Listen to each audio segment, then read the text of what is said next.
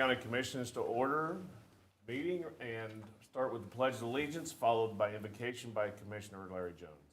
I pledge allegiance to the flag of the United States of America and to the republic for which it stands, one nation, under God, indivisible, with liberty and justice for all. Lord, as we gather today during this special Lenten season, be with us as we make decisions for all the citizens of Finney County. Help us and guide us to make good decisions today. Also be with all the citizens that are suffering from all the fire damage around us. We could greatly use a little moisture. In Jesus' name, amen. Amen.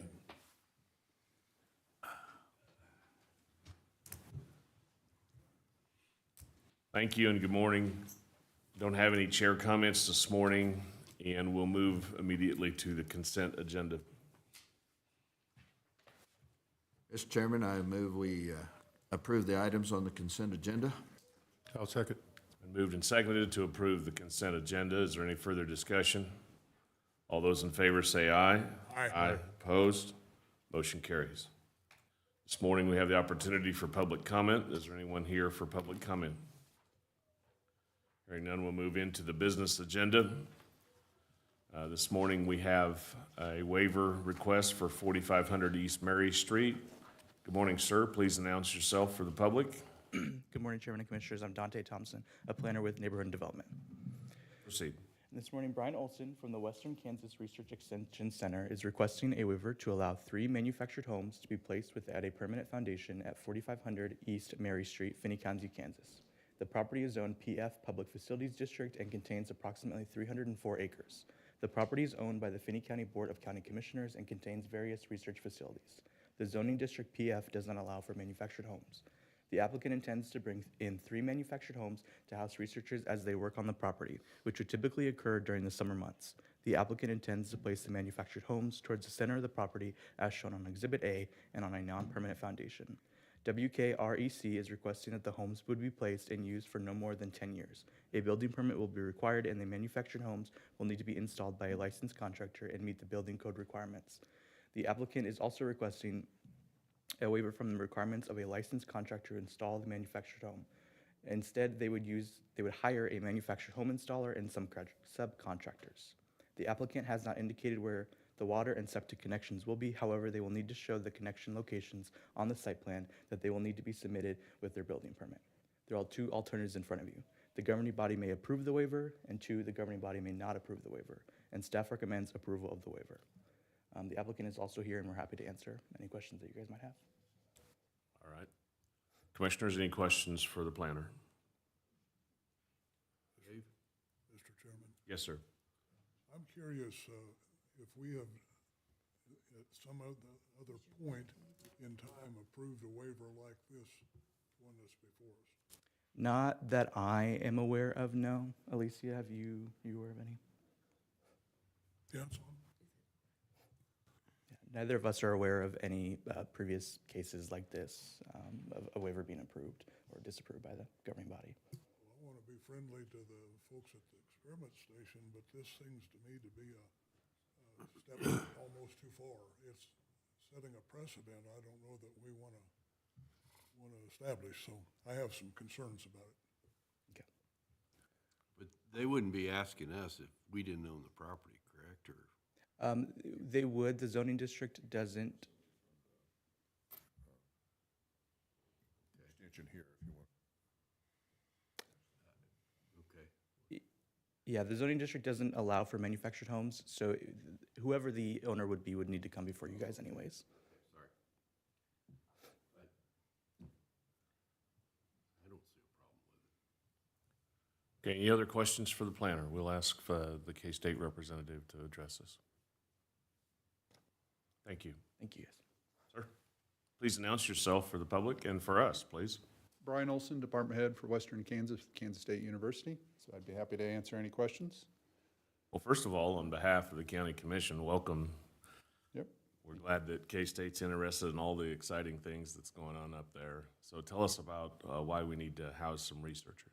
So we're looking at putting in these mobile homes for an economical housing solution. We're only talking about housing researchers at the site for 3 to 4 months out of the year.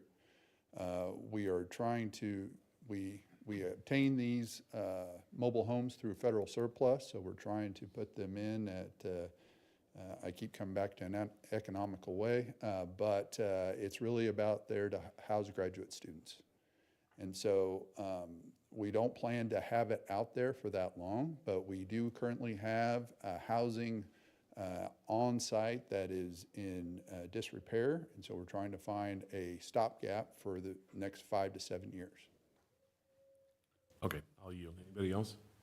Well, Mr. Chairman, Go ahead. and maybe mine should have been asked to the planner, I'm not sure, but I guess what my question is, and I very much appreciate and understand what your intent is for this, but with regard to sewer connection, water connection, all the infrastructure kinds of things, is that all there, are septic or? Right, there is. Can you just run through some of the infrastructure kinds of things that we would be concerned about with mobile homes? So we will obviously work with a plumber and contractor on that, what we're asking for. So we've got the septic system, we've got the water system, the electrical already there at the house. What we're wanting to do is use contractors to come in and hook up these mobile homes.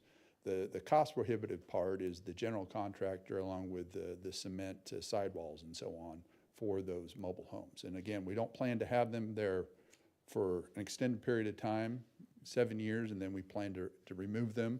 It's just we're trying to, again, put the dollars together to make this happen. And then, Mr. Chairman, my follow-up question, and I very much understand from your written letter, but also your verbal comments, that these came from federal surplus. What's the condition of the mobile homes? Evidently, you think they're in good condition, or you probably wouldn't be trying to use them. Yes, they are in good condition, and again, they're not going to be along the road. They will be back where our current housing is at, so it's not going to be right along the road. Understand that we've got Chapel Heights there to the south and so on. So it'll be about a third of a mile off the road with our other housing unit, and all the utilities are currently within close proximity of where we plan to place these. Thank you. Thank you, Mr. Chairman. The one assurance that I'm looking for is that by no means are these intended to be permanent. That is correct. They are not, and we'd be happy to sign something stating that. I think we'll just build it into our waiver. I think that's what's presented to us. Yes, sir. I guess my concern is these over asphalt or just over dirt lot?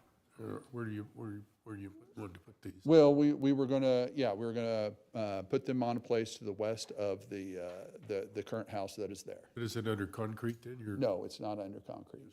Just over, I have a kind of little problem with that, Okay, over soil. I don't have any problem with your other request, but I think it needs to be over something solid, not just a dirt. okay, so if we were to put it over something like asphalt, that would be, That'd help me a lot.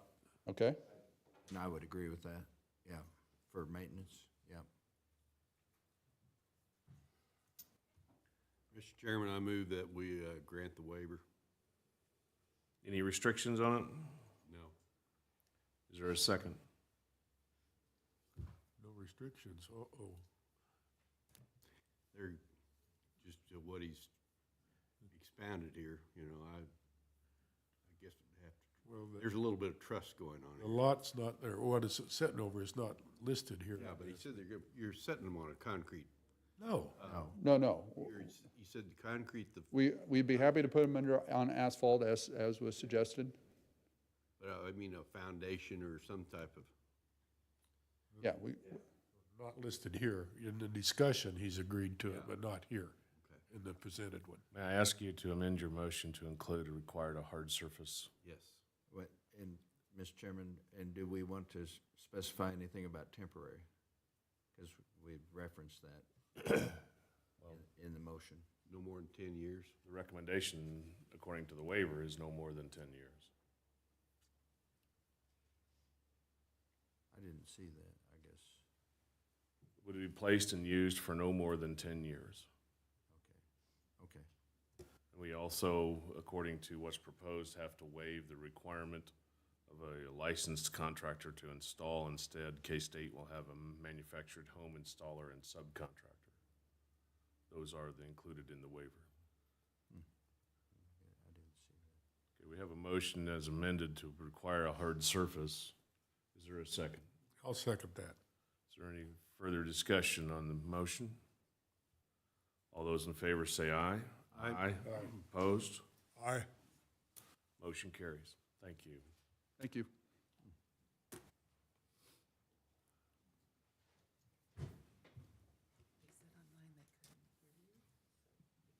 See, I didn't see that waiver. I mean, I didn't show us in my packet. Next on our this agenda is the 25th Judicial District Youth Services. Good morning, Beth. Please announce yourself for the public. Good morning, Beth Beavers for the Department of Corrections. This morning, I'm asking for the reappointment of 3 positions to our Youth Services Advisory Board. It's Sheriff Mike Warren as our law enforcement representative, Dawn Mesa as our behavioral health representative, and Dana Ontiveros as our healthcare representative. All of these are reappointments. Questions for Ms. Beavers? Just a quick question. That board or group includes how many total? That's good. 3 would make up what? 12. And per statute, that's a minimum of at least 12, and we have the minimum. They're not all filled, though. Mr. Chairman, I would move that we appoint Mike Warren, Don Mesa, and Dana Ontiveros to the District Youth Service Advisory Board. Okay, that is for a 3-year term to run through February of 2027. Yeah, good point. I'll second. All right, before we vote on this, are there any other questions from other commissioners to Ms. Beavers? Hearing none, then we'll go ahead and vote. All those in favor of the motion say aye. Aye. Aye. Opposed? Motion carries. Thank you, Commissioners. Next on our agenda, we'll hear from the county clerk, and she will announce herself regarding 2024 Parks and Recreation grants. Good morning, Commissioners. Dory Munyon, Finney County Clerk. The Parks and Recreation, every year we get alcohol funds, and a third of those dollars are set aside for Parks and Recreation. On Monday, the 12th of February, we reviewed applications. Those applications were received through January 31st. And based on the estimated funds available for 2024, the committee has made a recommendation for the distribution of those funds. If you have any questions, I would be happy to answer those. Questions for the commissioners to the clerk with reference to the allocation of the alcohol funds? Mr. Chairman, I move we grant the allocation of the alcohol funds. Second? Moved and seconded to approve the allocation of the alcohol funds as presented. Is there any further discussion or questions of the clerk before we vote? Hearing none, all those in favor say aye. Aye. Aye. Opposed? Motion carries. Thank you. Next on our business agenda is the 2024 Annual Spring Cleanup. Mackenzie, when you get here, please identify yourself and tell us what you need. Good morning, Chairman and Commissioners. Mackenzie Phillips, Development and Administrative Coordinator. And I also have Kenneth Jones with me this morning. He's our Public Works Operations Manager.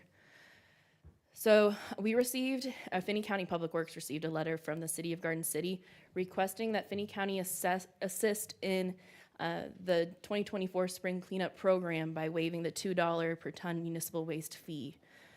The 2024 City Spring Cleanup will last from April 1st through April 12th. So Finney County receives a $2 per ton municipal waste fee from the landfill. Waste Connections sends us this money on a quarterly basis. We have waived this fee for the city's cleanup in the past. We're also requesting that the board waive the $2 per ton fee for the residents of Finney County to haul unwanted items on the two Fridays during the city's cleanup. So that would be this year, April 5th and then April 12th. Now, I'm going to let Kenneth talk a little bit more about the plans for the cleanup in the county this year. Sir? Kenneth Jones, good morning, guys. In the past, we've had 5 locations in which people have dumped stuff, and then the county went and picked it up for them, hauled it off. One of them is on Farmland Road that Steve Whitehurst had. He no longer is interested in doing that. Last year, Southwind rented their own roll-off trash can and had it hauled off on their own. I would like to move more towards that, where we're waiving the fees if they want to take a trailer and haul their own stuff out there. But for us to take the county trucks and go haul it, I don't feel that that's right, because we're not doing it for every individual in the county. So I think if they want to have their piles and haul it off, then that's fine, but I don't feel that it's beneficial for the county for us to haul it, to go pick those piles up and haul them to the landfill. Mr. Chairman, Yes, sir. I'll offer the motion to approve their alternative 1 to waive the fees. Second. Moved and seconded to approve the waiver of fees for the 2024 annual spring cleanup. My only comment is Southwind folks are used to a little extra service.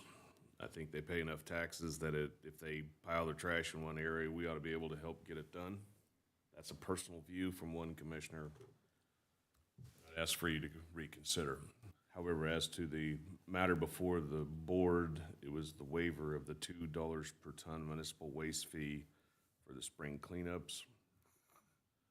Mr. Any Chairman. further discussion? Well, Mr. Chairman, I'm in favor of the motion. I added our subdivision, our HOA pays the cost of having 1 or 2 roll-offs. But our concern is, and we don't mind doing that, and we will continue to do that. Our concern is we are usually doing that in May rather than April. The committee just thinks that's a better time for our subdivision to do that. Well, by that time, then there's not the reduction of fees. So my request, not beyond this motion, is can we have consideration if there's a subdivision cleanup, but it doesn't fall within this time frame, can there be consideration for the fees at that point? So it doesn't pertain to this motion for this time period, but that's our concern in our subdivision, is our roll-offs aren't until about Memorial Day. We can revisit that then, can we not? Okay, we got 2 folks. Commissioner Drees. May I ask for clarification? Are we talking the waiving of the fees, or is what Kenneth has talked about included in this, or is that a separate motion? That would have to be done separately. The only thing before us right now is waiving the spring cleanup for the 2 days. I guess my question is more along what Dwayne was saying. I have no problem with waiving the fees, but are we so we're not gonna put rollouts anywhere in the county during this period? Is that what you're? Oh, in the past, the county, we haven't. They've just piled it on the ground, and we go and pick it up. The issue with that is where we're at with road conditions and patch and blacktops and everything else, that it takes for our small crew, I have to stop other jobs to do this. And then like last year, the wind blew, so we were later because we couldn't haul it on the day that we were set to haul it. And then also, like, the reason that Mr. Whitehurst decided he didn't want to do it is when they're piling it on the ground like that, it never stops. People are just continually piling it even after those days, and then he's responsible for hauling all that off at later dates, so. Well, and Mr. Chairman, to that, and this board has heard me mention this several times, that's what happened to us with Delmer Towns. And people considered that a permanent dump site. And so I'm understand where Stephen's coming from with regard to his, because we fought through that other issue for several years. It's also been taken advantage of in the past. Those dump sites were meant specifically for those subdivisions or manufactured home parks, and so people would take advantage of that and come from other places to dump their waste. But also, contractors also have taken advantage of that in the past and took concrete and other supplies to those dump sites. All right, I think we have a motion pending, plenty of discussion, some good ideas for the future. But right now, we're talking about what's on our agenda, and the motion is to approve waiving the spring, or the fee for the spring cleanup on the dates as identified. Is there any further discussion? All those in favor say aye. Aye. Opposed? Motion carries. Thank you. Thank you. Do we not need to approve what Kenneth suggested on the county staff? I think the method and manner of which we gather trash within the county goes under the county administrator's parlance, unless we were going to legislate a different policy. We'll leave that to the administrator to determine. Yeah, I'm fine with Anything that. else? I'm fine with that. All right. One quick question, you might somebody notify the city of Holcomb that these dates, the fees will be waived, so. Well, why don't we ask the administrator to notify both city and city of Holcomb and city of Garden City with regard to these waiver dates. We will, thank you. And I might add, Mr. Chairman, I put this out, we've got two different websites for our north and south subdivisions, and I always send them this flyer so they understand what's going on their own before our community cleanup. If we have housing divisions that have a later date for spring cleanup, I think the commission could consider then Yeah. and waiving the fee to expedite cleanup in our area. I think this is important for our community to make sure that we have an organized effort to try to get it done. Sometimes it doesn't always work for the same date for everyone. So right now, we have 2 established dates, and folks can come back and ask for additional days for spring cleanup on waiver of those fees. I'll visit with our committee. Thank you, sir. All right, we are then to, well, let me ask the commissioners, anything else on cleanup? I don't want to cut that discussion short. Is that covered? All right, very good, thank you. We'll go on then to noxious weed annual report. Sir, please announce yourself for the viewing public. Good morning. Jerry Hahn, Noxious Weed Director. The Board of County Commissioners is asked to consider the approval of the 2023 Noxious Weed Annual Report. Questions for the noxious weed director?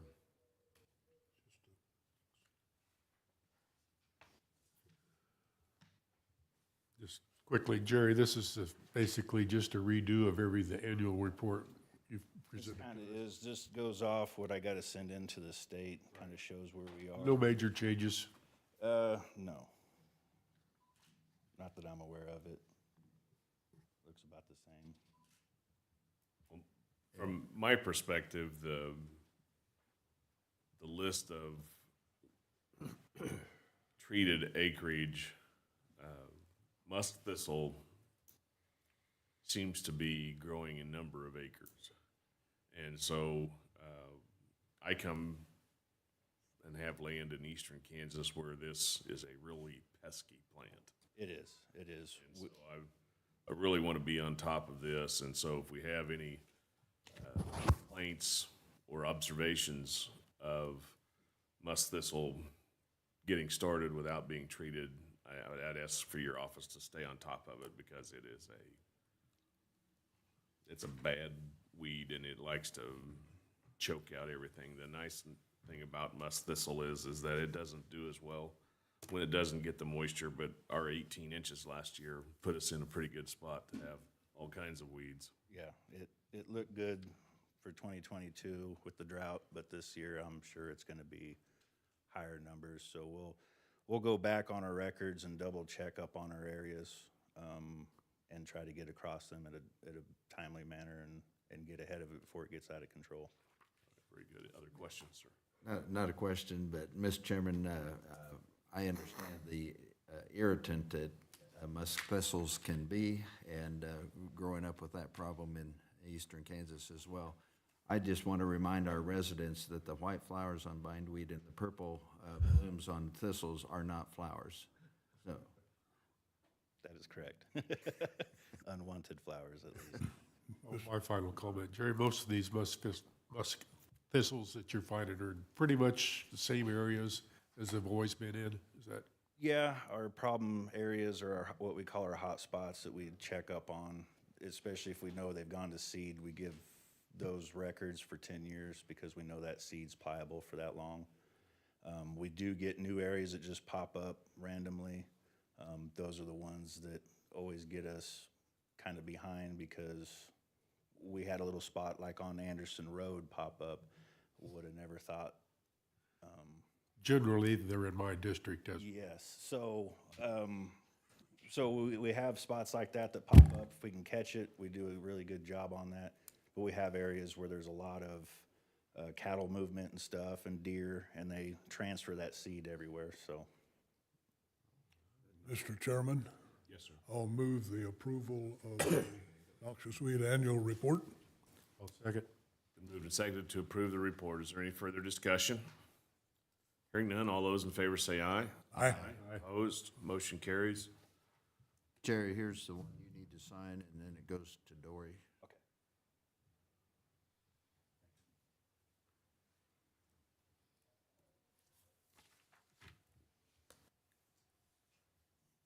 Next on our agenda, after you have a chance to get your paperwork done, is the noxious weed Kansas Department of Transportation agreement. And I'll give you a chance to get that signed into the clerk, please, and then take up the KDOT agreement.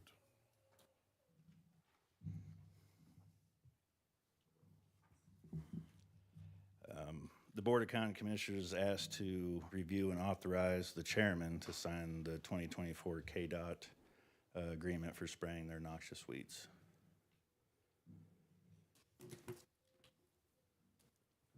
Any questions for Jerry with regard to the contract, and the motion needs to provide for the chairman to sign this contract? My question, Mr. Chairman, is just simply, were there any substantial changes or anything from previous years? No, the price kind of reflects what we did an increase with the fuels and stuff before. So I feel like it's the same as it was last year, so nothing had changed there. Mr. Chairman, move that we approve the contract with the state for noxious weed. I'll second. Moved and seconded to approve the KDOT contract and the chairman to sign the contract. Correct. Is that correct for the second also? Yes. So the chairman decide. Yes. All right, thank you. I do have a comment, though. Was $60 an hour the cost on last year's contract? Yes, it was. We gave every employee in the county a 5% raise. We recalculated that. Yes. And the 60 still represents us covering our county costs. Very good, thank you. That was my question. All right, any further discussion on the motion? All those in favor say aye. Aye. Aye. Opposed? Motion carries. Next up is our 2024 herbicide bids. Jerry, you have the floor on this also for what we're going to buy. Okay. Board of County Commissioners asked to approve the 2024 herbicide bid from all three vendors.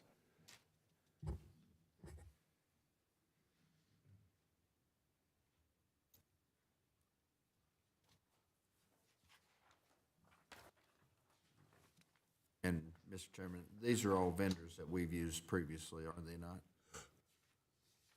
They are. These are mainly the specialty side of the herbicide sales, so that's who we try to kind of go with, the prices and then discounts on using state-approved herbicides for noxious weeds, we'd get a little bit better deals on those. Mr. Chairman, I would move that we approve the bids as presented to us for the 2024 herbicides. I'll second. Moved and seconded to approve the herbicide bids as presented. Any other comments on the? Question is Sims is 4 hours away. Is that a delivered product, or do you? Yes. Gotcha. Yeah, they deliver that. Okay. In the past, they've done very well with deliveries, and they don't charge us anything for that cost. Sometimes I wonder if how they're making some money on that, but they seem to be doing a good job for us, so I included them on the bids. I've used them in the past. They do. Yeah, they do. Any other questions for Jerry on the pending motion? All those in favor say aye. Aye. Opposed? Motion carries. Thank you very much. Thank you. Last item on our business agenda is the 2023 county inventory. Probably in derogation of at least the chairman's responsibility. I did not go around and check whether we had 22 staplers or not. Relying heavily on the staff and the other elected officials to prepare this inventory. Does this require approval by vote of the inventory? Or Yeah, by signature? that you certify the inventory is complete. All right, is there a motion to certify the inventory? So moved, Mr. Chairman. Is there a second? Second. Moved and seconded to approve the inventory as presented. Is there any further discussion? All those in favor say aye. Aye. Aye. Opposed? We'll approve the inventory. That brings us to the staff reports. And we'll start with McKinsey and Development.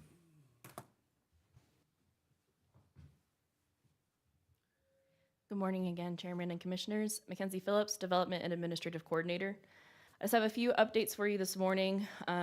Country Acres is moving right along. The contractor's been out there working on building the roads and ditches, so it's coming along really well. And then Randall Estates, all of the utilities have been installed so far, and they'll begin construction on the roads and the ditches here soon. They are making a few changes to the infrastructure plans that were submitted, but we'll be getting those here soon. And then I just wanted to provide you with an update on the NDS, the discussions with NDS over their services agreement. We did meet with them last week. It's been moving in a positive direction. We've made significant progress. We're meeting again with them next week, late in the week. So we'll give you another update at the next meeting. 20th? Yes. I didn't mean to cut you short. Anything else in your presentation? That's it. All right, questions for Ms. Phillips? All right, thank you very much. Thank you. We'll hear it now from the county administrator, sir. All right, I do have a few items that didn't make it into your packet because we received information very late last week. One, we're in the process of planning for the budget. In that regards, we look at bringing in the outside agencies for their presentation to the Board of County Commissioners. In the past, we have done that in the month of May. With your approval, we'll continue to do that. The question becomes whether or not you want to tag that along as a work session following the commission's, one of the commission meetings in May, or would you rather do that in special settings? I believe last year we had 2 separate days where we brought them in, I think in the mornings, if I remember correctly. And there's, I don't recall the number of them, but there's about A dozen. Yeah, there's about a dozen of them. So you'll take about 6 a morning. So what is the commission's pleasure on this? All right, thank you. I think we need to have some discussion as to available dates, and it's far enough out. I hope that the agencies can meet our schedule, and the regular meeting is the 6th, and the 20th. And if we had 2 mornings, that would cover both of them. If we wanted to try to hear all 12 in one day, we could. That is up to the commission. Comments? I'd just soon you do 6 one meeting and 6 the next meeting. And put them in the regular meetings? Yeah, I don't think they don't take that long. Okay. Well, why don't we plan on that? Mr. Vice Chairman, you will be in charge on May 6th, as I most likely will not be here. Okay. And, Mr. Chairman, I most likely will not be here on the 20th due to graduation schedules. You're finally graduating? Good. Yeah. Schedules, Oh, plural. Yes, finally. But again, can do it with 4. Well, it was only a year ago. Did we hear 6 during a regular session, or did we have special sessions? They were both done on special session, I believe. Like a Thursday and a Friday. That's what I thought.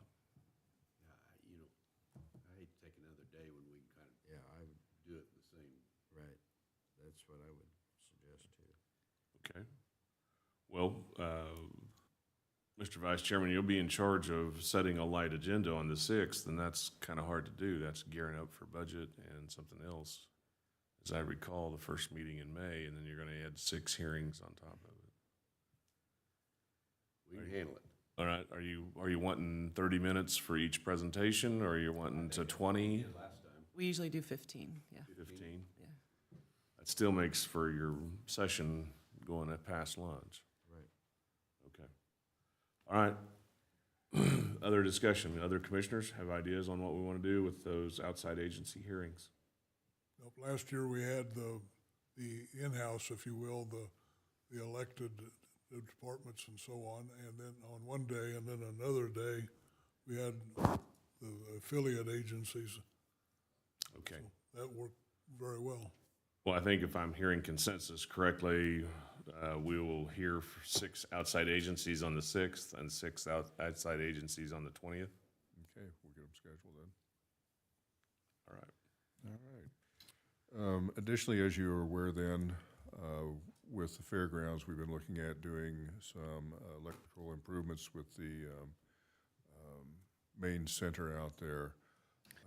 We did have an electrical engineer come in and take a look at it. He will give us a proposal on what to do.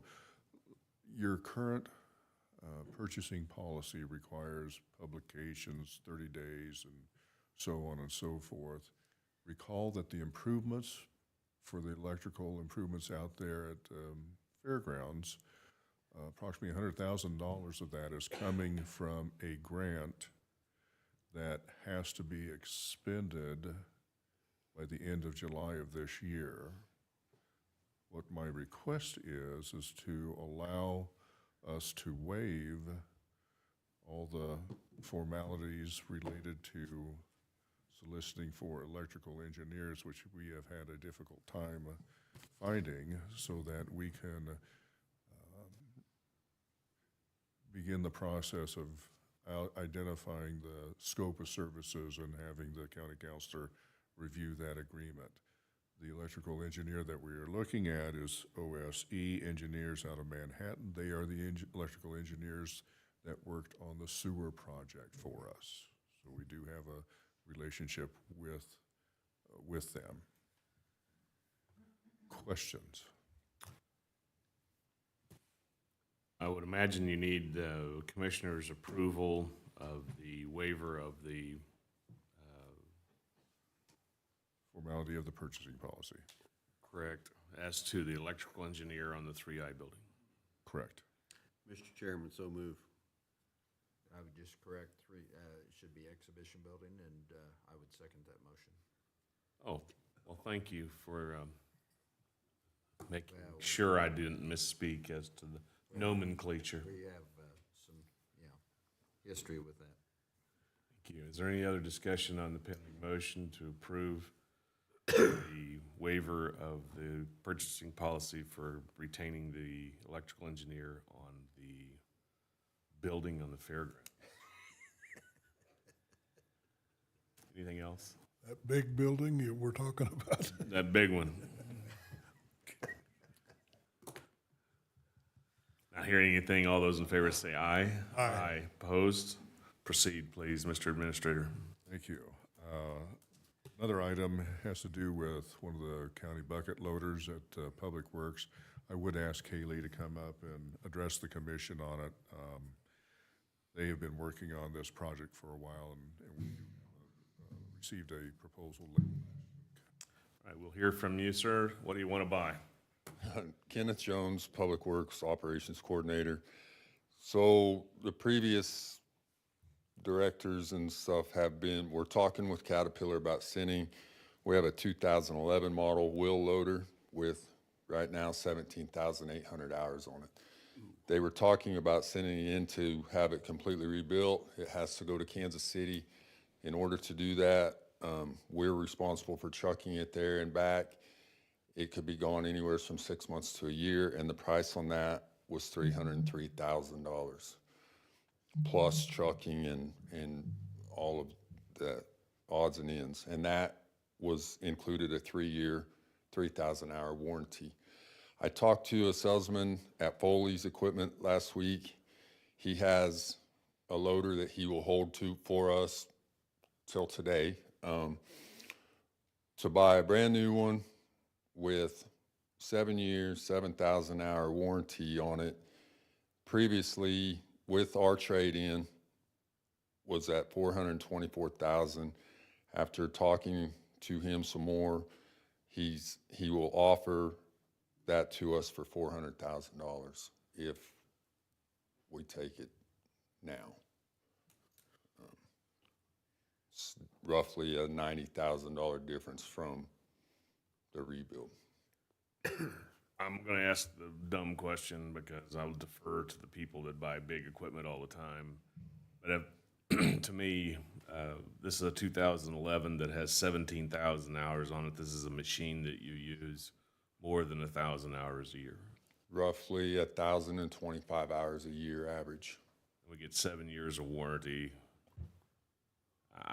I can't see how trying to fix up the old machine works. But I'm going to defer to somebody who uses equipment every day. Commissioner Dries, what's your 10 cents worth? I don't use that particular piece, but does that include a complete engine overhaul on that redo, or? The redo, if you talk to the salesman that's trying to sell us a redeal, it's everything from front to back. If you talk to my salesman who sells us new equipment, there will still be electrical components that do not get replaced. I do know that bucket, 18,000, we should not be holding on to any equipment as long as this one has been. But the pins are wore out, Well, that's where you it's get done. $300,000 Yes, rebuild, but yes. still, I'm in favor of the new machine as well. That's a lot of hours. 17,000 hours. I think we've got our money's worth out of it. Yes, sir, yeah. And matter of fact, you can't do without that machine, No. period, anyway. No, if we buy a new one, it's here the day they take the old one away. If we do the rebuild, we could be up to a year without it, so. We'll be leasing something to replace it because you have to have it. Correct. Well, we have an old one for a spare that we could use, but I don't know that it would make it through there either, so. Mr. Chairman, and mine would be a question for you and Robert. Where's this money coming from, since we didn't have it in our packet, which I'm not complaining about, but where does this money come from, and is it something that we had budgeted for this year? This will come from the Equipment Reserve Fund, and if you recall, we transferred probably $500,000 into that reserve fund at the end of the year. Right. And once again, this is trading in that current loader. Right. We're trading in the 2011, buying a new one for $400. And it seems to me that if I recall the budgeting correctly, is that we have more than 500,000 in capital reserve for Public Works. That is correct. Yes. So the 500,000 at the end of last year was in addition to the capital reserve that we had on hand. That is correct, yes. Excuse Well, we're awfully fast to spend our money, but we have lots of comments. We'll go down to the left here.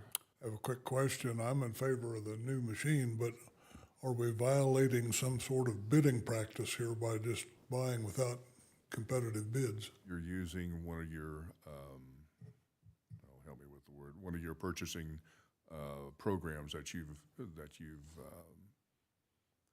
are a member of. So these are pre-bid. Say it again. These are pre-bid. Correct. These are our pre-bid process. The only thing that we did was go back and negotiate down the price difference, which we did, and he allowed, in essence, more on the trade-in because of that. They offered a certain amount for our old loader without looking at it or whatever. After we talked to them, they come out, reevaluated those numbers to make the difference in where we're at today. Other questions? Well, just so we know how the motion is it an even 400,000? Even 400,000. But it's the same manufacturer machine that you're trading for. Yes, sir. Caterpillar for Caterpillar. I know, CAT had a program years ago about rebuilding road graders because people didn't want to use the old, their newer M-style graders over the old 140s. And I have no problem trading it for a new one. That's 17,000 hours. That thing has well paid for itself. Is there a motion to approve the purchase So of a moved. new loader trading in the 2011 according to the purchase plan and is authorized out of the capital reserve for Public Works? So moved. Second. Been moved and seconded. Is there any further discussion? All those in favor say aye. Aye. Opposed? Go get us a new loader. Thank you. What size loader is that? We're trading a 966H. This is a 966 GC.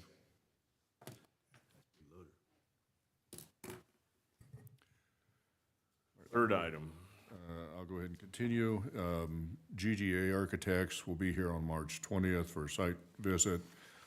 We've begun the process for the construction manager at risk.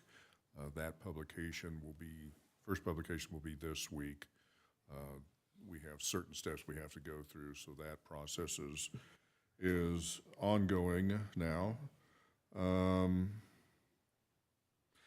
In the process, you did approve or sign off on the inventory as in addition to that inventory, we're looking at auction items to sell, so we will more than likely later on this year have auction items going up, so you'll need to potentially approve those things for auction. And then I've asked Beth to stay here to provide us a little bit of an update on from the JDC meeting that we had a couple weeks ago on things going on at JDC. All right. We'll hear then from Beth. Please announce yourself for the public. Tell us what's going on. Beth Beavers with the Department of Corrections. So back on February 21st, the JDC Advisory Board voted to change the emergency shelter back to a detention shelter and only one pod. There are two emergency shelter pods. I don't believe usage at this time warrants changing two pods. Part of that is staffing levels. We are down 9.5 detention officers right now at this time, so that does cut into some safety issues. The number of youth and the length of stay have increased over the past couple of years. I think we're seeing Senate Bill 367 changing the pendulum changing to youth being detained. Part of that is they did not allow sanction days for youth to serve. Those are now back in place, so we are now seeing youth coming in for 2 to 7 days stays. And then the number of non-member counties using us are increasing. So what that means is we've already, a couple of times this year, have gone into weekends with only 1 bed. That means that's reserved for member county onlys, but there's 15 counties in our members, so it comes down to a first come, first served basis. So, You might expand upon the counties that want to join the consortium. we had 2 youth in there from a outer county, and they were in there for a total of 416 days last year and this year. They are wanting to join the county. It was at the end of December. They had racked up a bill of $107,000, and then they've left. So this year is already up to $25,000 billing. The sheriff's department itself's budget, the sheriff said, was a little over $200,000. So the board voted that Rawlins County could join the consortium for $20,000 joining fee. And then that would begin for the 2025 budget.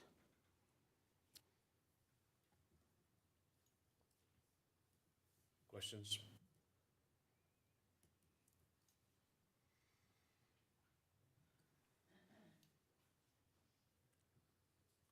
All right, thank you, Beth.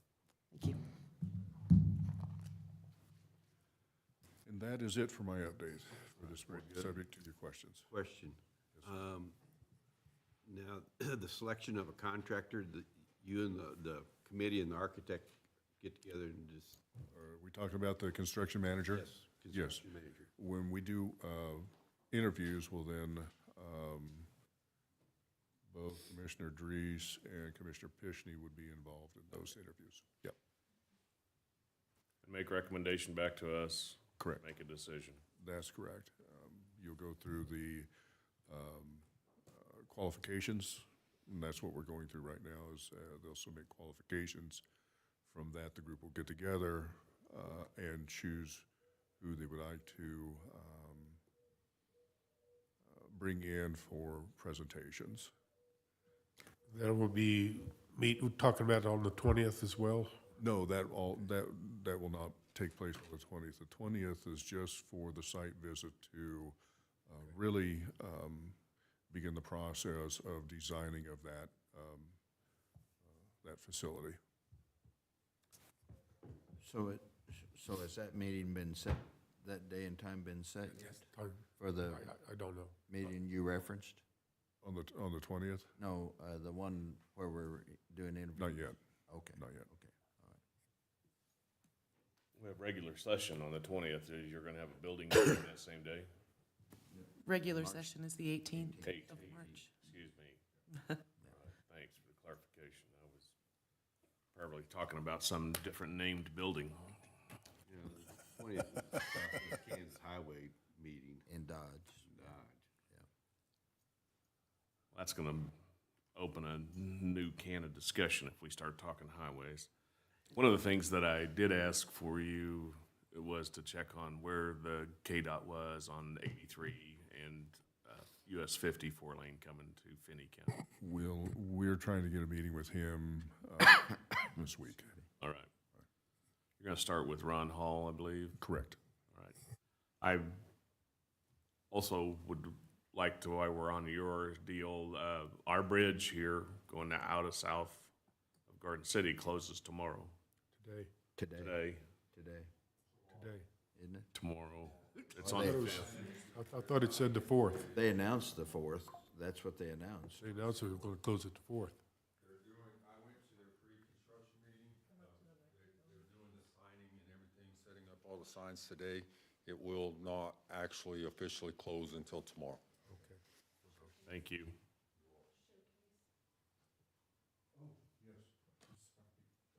We will hear from Jenny about the showcase going on this month here at the big building at the fairground. Big building tomorrow.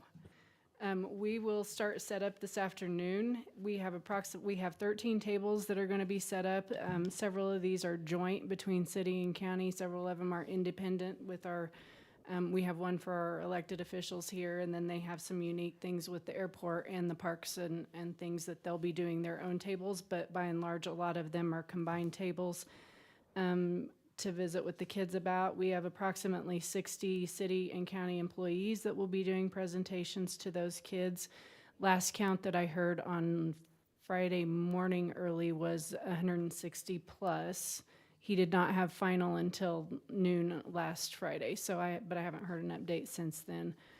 We will have Lake Avenue closed off from about 7 o'clock to 2:30 or so. We'll have some large equipment out there with the EMS, fire department, sheriff's PD, and emergency management equipment. We will also have public works equipment on the pad in the back. He did say he had 5 or 6 colleges coming as well, so I think we are scheduled for a pretty eventful day.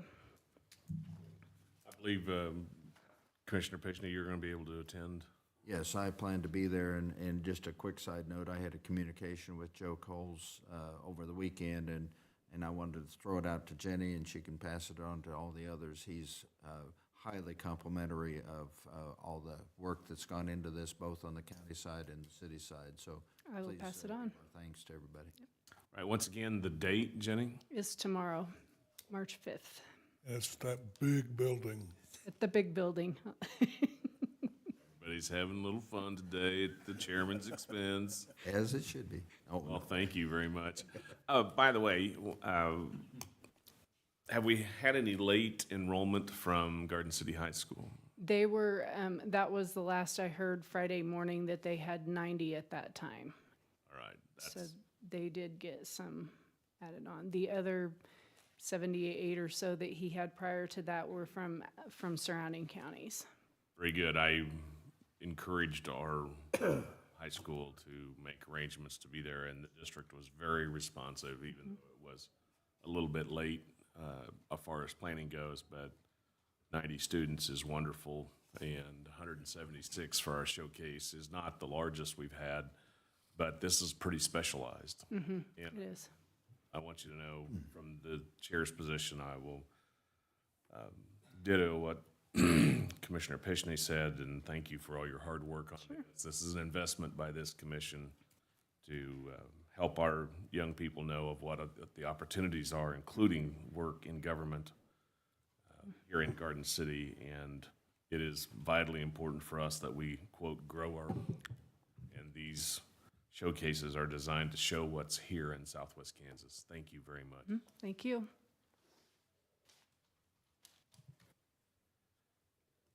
County Councilor, do you have any report? I just wanted to clarify a little bit on that, those NDS meetings that we've been having. We have been having weekly meetings.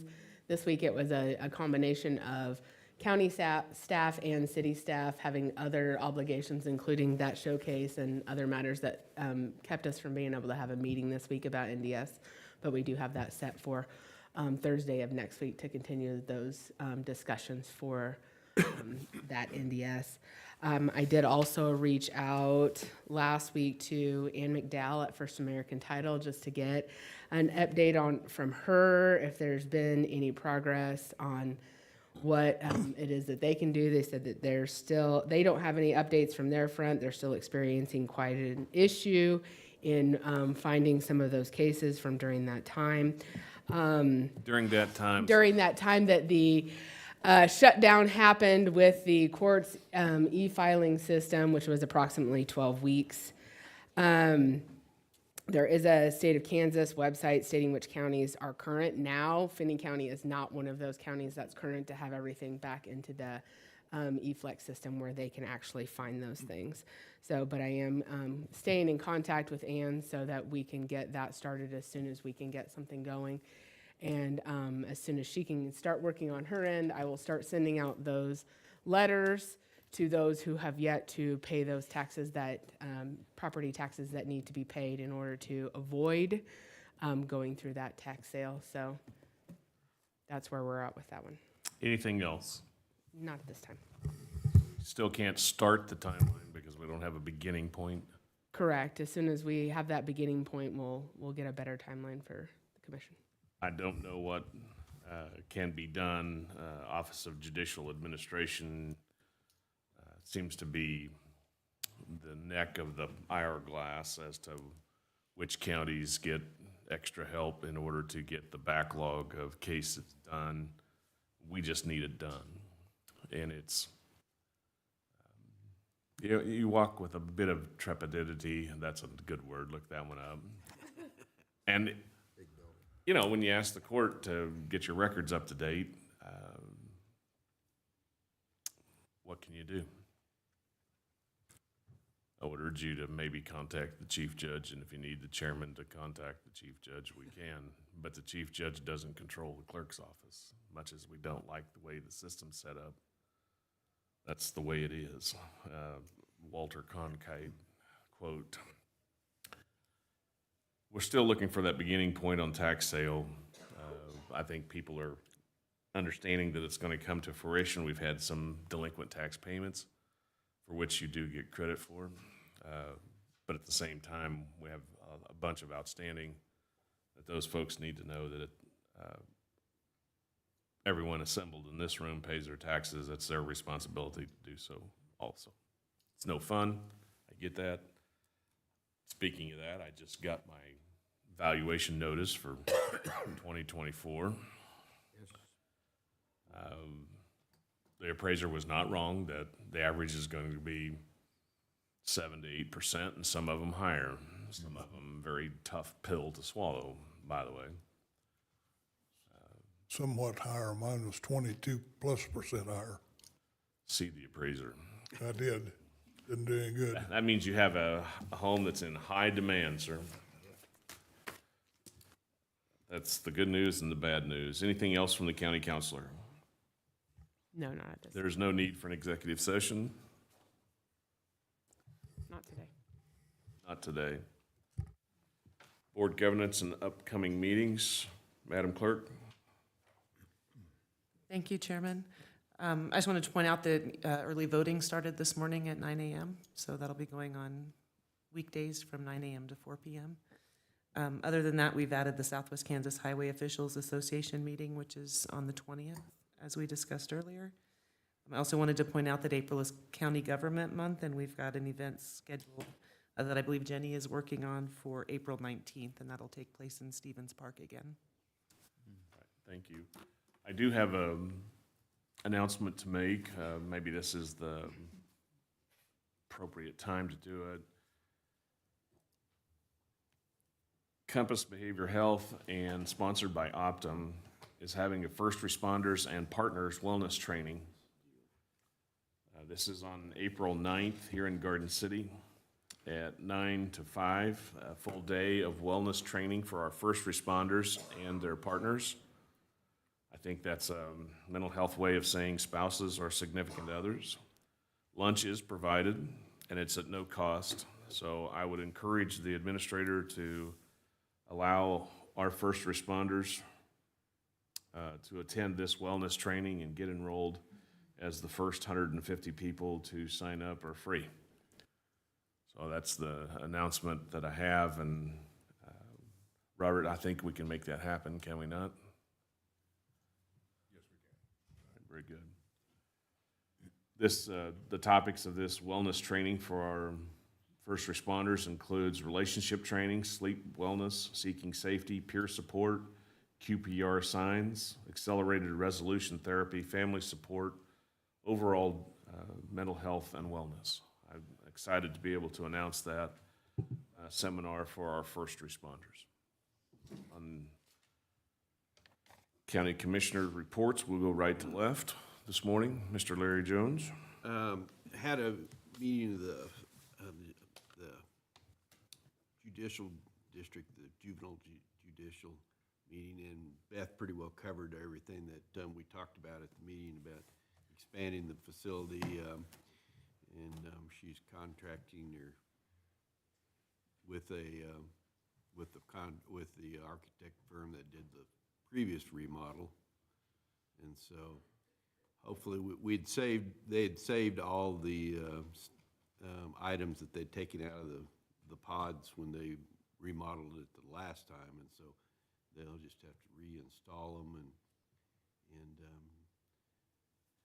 we're assured that the fire marshal is happy with us so far, so this should go without any big hitches. And we don't have a cost estimate yet on it, but it doesn't seem too prohibitive. But it's amazing that the amount of counties that want to join the consortium now that they've started getting these horrendous bills.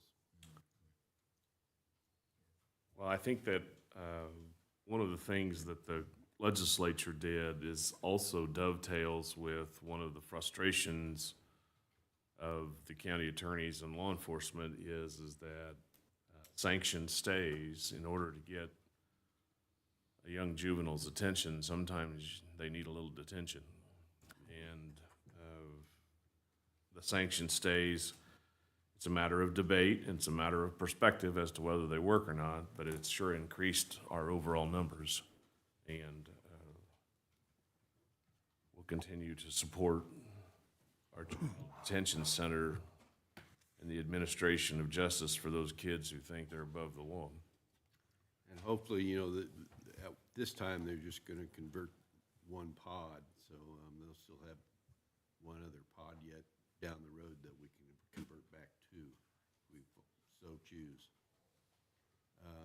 Also, reading the KLPG newsletter, it looks to me like they're Shannon Francis Representative Francis from Liberal has introduced a resolution or a bill, House bill, to lower the state mill levy to 20 and to eliminate LABPR. So it'll be interesting to see where that progresses through the legislature.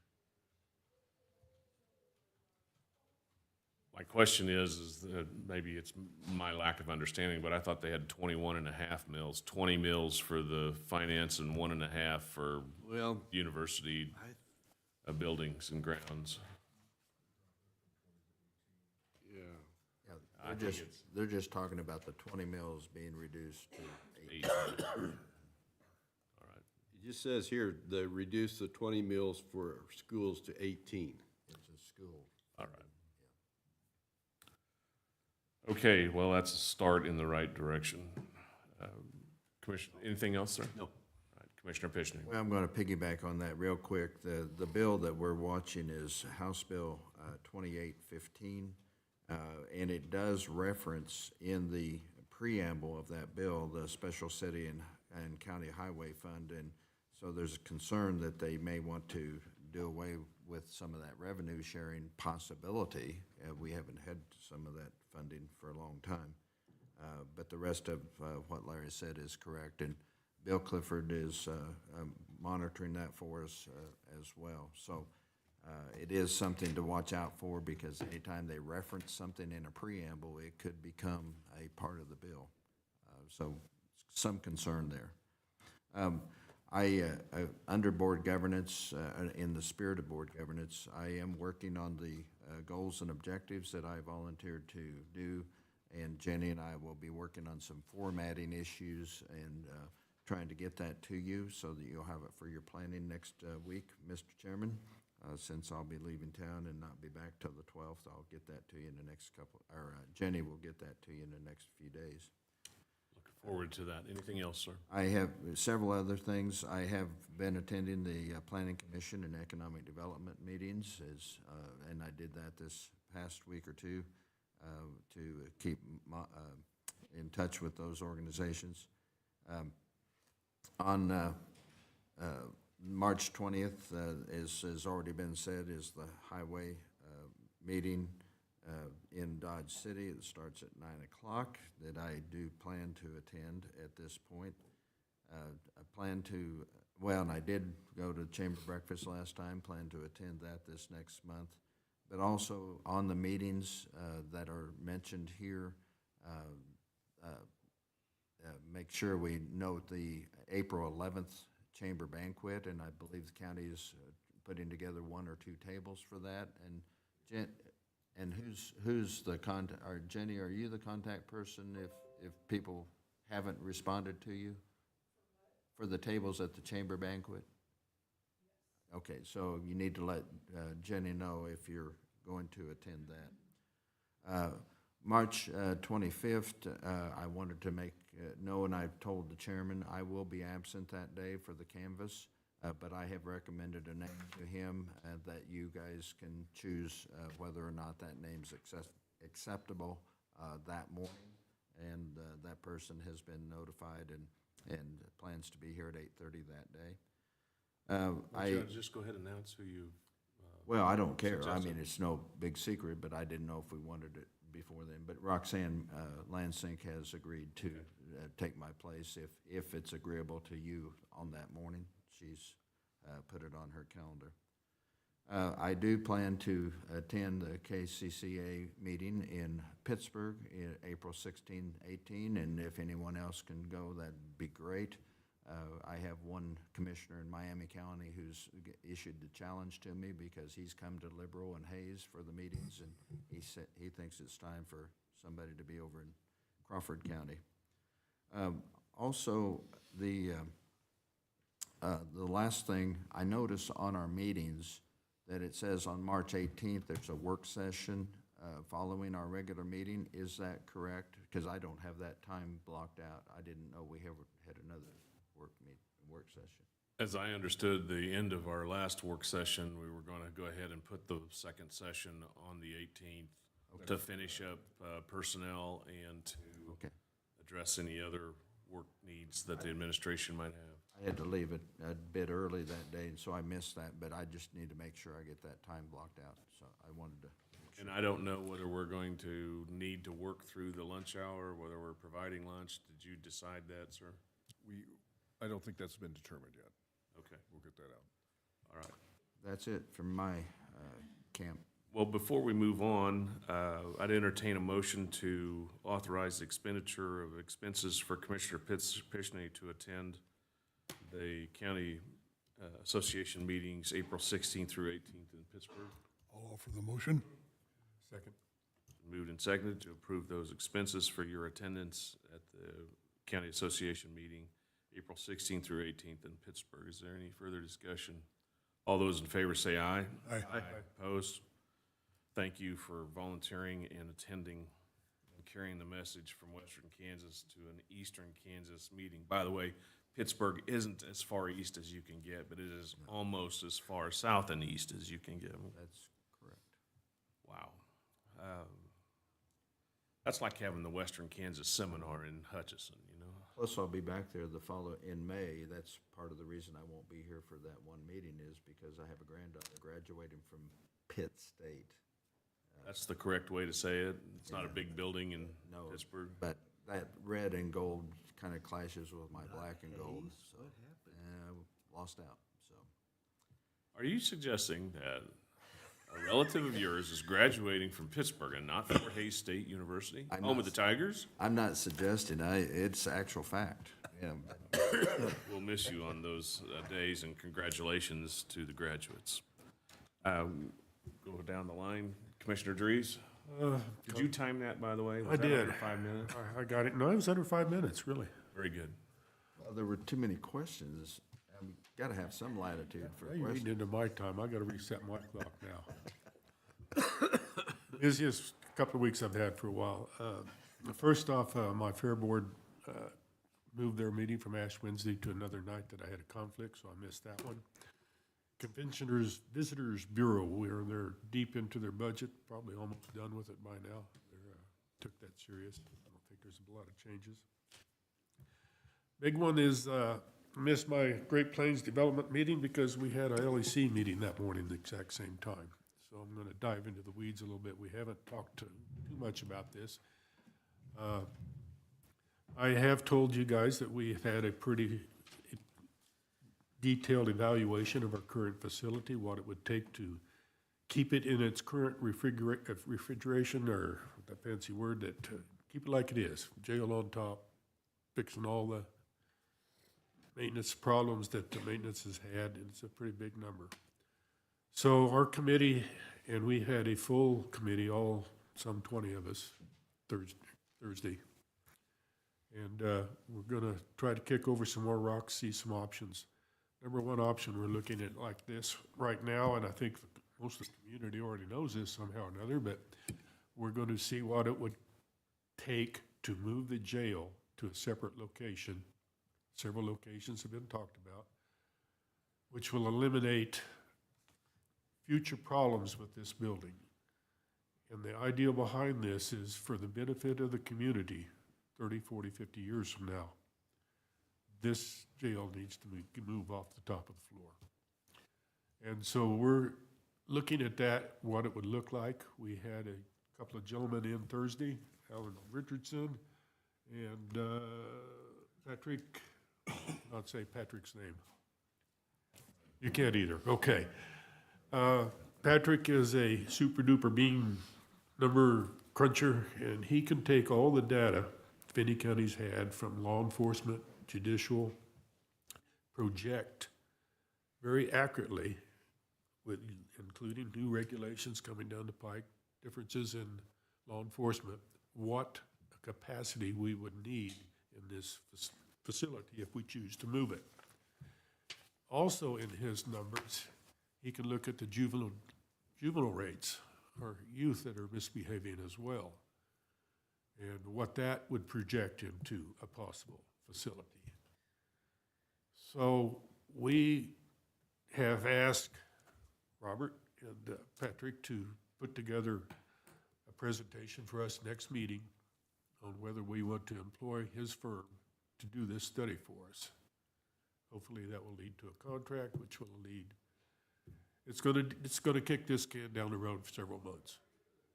However, we feel that it's very important to look at it long range for the community, not just short term for this. Because this building was built in 1982. It's had some money thrown at it about 20 years later. We feel that without moving the jail, we'll have continuing future problems down the road again. Even though part of this is to try to make the jail as vandal-proof as you could make it for these guys who have nothing else to do on their time but see what they can tear up in a jail cell. So long story short, that's where we're moving.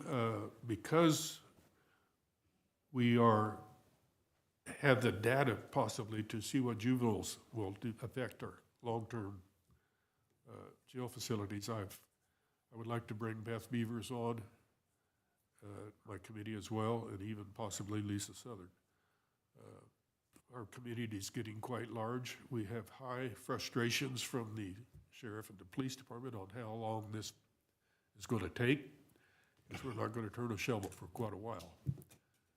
But I feel we need to do our due diligence on what all options we have on this LEC building.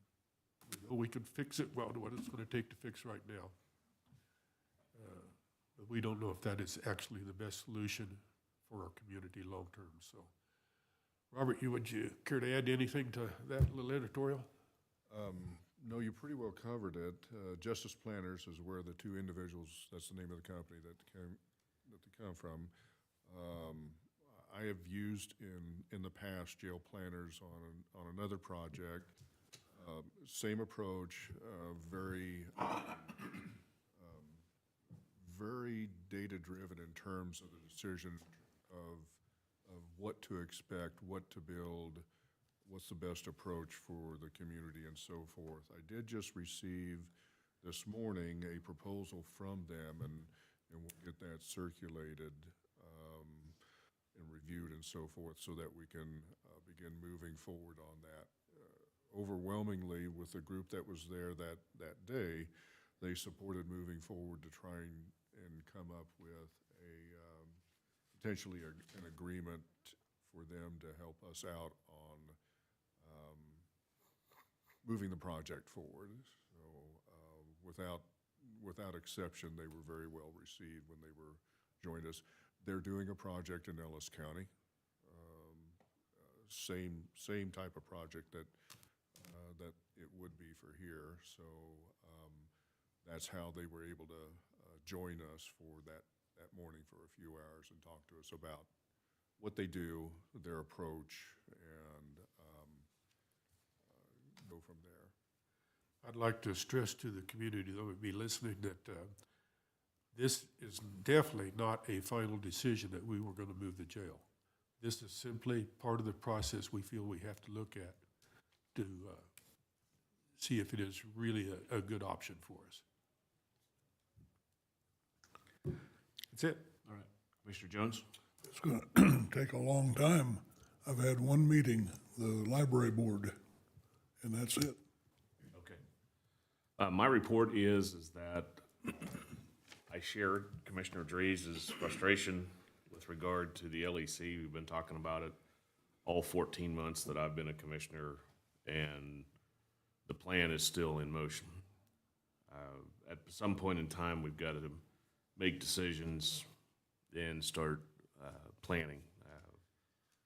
It's a hard row to hoe, and that's why you were appointed, sir, to chair that committee and make recommendations to us. We cannot do it as 5 of us without having a public meeting. We can't do it with 3 of us without making a public meeting.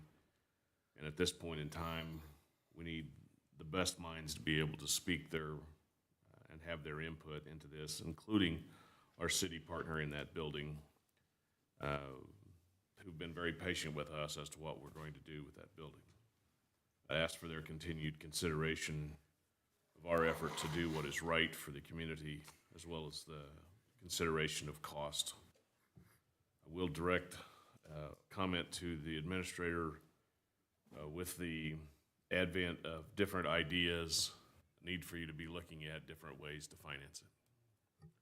Yes. And I think that it's critically important that that key be part of the planning as far as the changes that we may be making is not only that, but how we're going to finance it. My report is that the Compass Board met last week, and 260-some employees with 12 to go. It's an incredible growth period for Compass Area Mental Health. Bringing them on to the LEC building planning part of it is important. I commend you for asking for their participation in that. I don't know who Compass would appoint to your committee. I hope it's Lisa, but I can't speak for the rest of the board. The Area Mental Health is wanting us as the county commission to understand that we are without a mental health detention facility in our county. If there is a way to have a mental health detention facility again in Finney County, it would greatly enhance our ability for treatment options. We have had persons waiting for competency evaluations in our neighboring counties, labor in jail, waiting evaluation for more than 365 days. Larned is our only state-run hospital. The closest other inpatient facility was Camber. That was in Newton, and the news that it was given to us at the chamber or the Compass Board is that they're closing. Where were they building it? They were proposing to build a new one someplace. And they The new one is a new hospital, state hospital. 50 beds were proposed. It's now 50 and 50. I think that if the legislature actually takes a look at it, we'll need 100 and 100. Larned's 100 miles away from us. This facility in North Wichita would be 200 miles away. And we all know the demand for mental health services in our community, depending on how you want to read the census, is that our community has greatly grown in the last 10 years. And we are without inpatient mental health services, which leads to all kinds of problems. The insight from Compass Board was that the new state hospital is, according to the insiders, looking at being privatized. So it would not be run by the state, not be a state employee expense, but rather privatized. I am intrigued by the opportunity to reduce the size of growth of government. I think all of us share that concern. What the legislature and the governor work out as far as what they do with that. My concern is from the perspective of the Board of County Commissioners for Finney County is whatever they do, get to doing it. And the same can be said for us with regard to our LEC project. I get that, and they're talking about a hospital, but we greatly need another mental health inpatient facility in Kansas. And it's something that should be decided and put into motion right away. We also, I think I spent enough time on the announcement for April 9th for our first responders and their partners or our spouses or significant others. April 9th, here in Garden City, lunch provided free for the first 150 that sign up. If our employees, Mr. Administrator, can't make it April 9th, they are doing an April 11th in Dodge City, same time frame, 9 to 5, lunch provided for first responders, partners, spouses, and significant others. This is a great opportunity to provide mental health services to those people who have to observe things in life that we just simply don't like to talk about. So kudos to our emergency responders for all the hard work that they do. That concludes my report. Questions about Compass?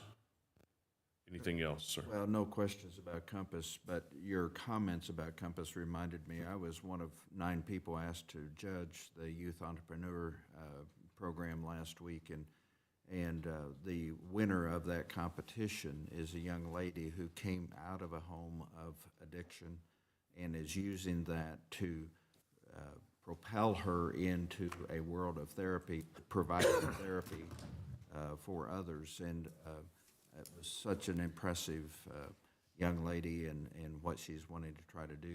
She's taken a bad situation and trying to turn it into a good situation for others, but it falls right in line with some of the things you commented about with Compass. Your comments just would mark our meetings before we adjourn. March 18 is regular session. March 25th is our special session for canvassing the vote. Madam Clerk, advanced voting downstairs started today. That's correct. When does it end? It would end on Monday, the 18th at noon, and we do have one Saturday, which would be March 16th from 10 to 2. All right, and also with regard to people that have requested mail ballots, if I understand it correctly, the rules are a little different. They have to be in your office by the close of the polls on the 19th. On Election Day, yes. That date is the 19th, is it not? Yes, Tuesday, March 19th. Anything else about that special election we should let people know? Are all of the regular polling places going to be used that day? Yes, we're doing all of the same polling locations and everything, keeping it consistent for our voters. Commissioner Pishney wants me to announce the Chamber of Commerce Legislative Coffee is March 16th at, I believe it starts at, and breakfast is served before that.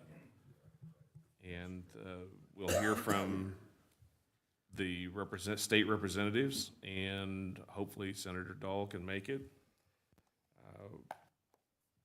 And that's at the endowment room at the community college. Then our first session in April is on April Fool's Day. That is not a misprint. And it'll be April 1st, the day after Easter. Anything else before we adjourn? Motion to adjourn? I move we adjourn. Is there a second?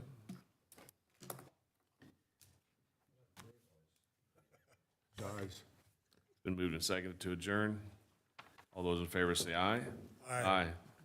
We are adjourned.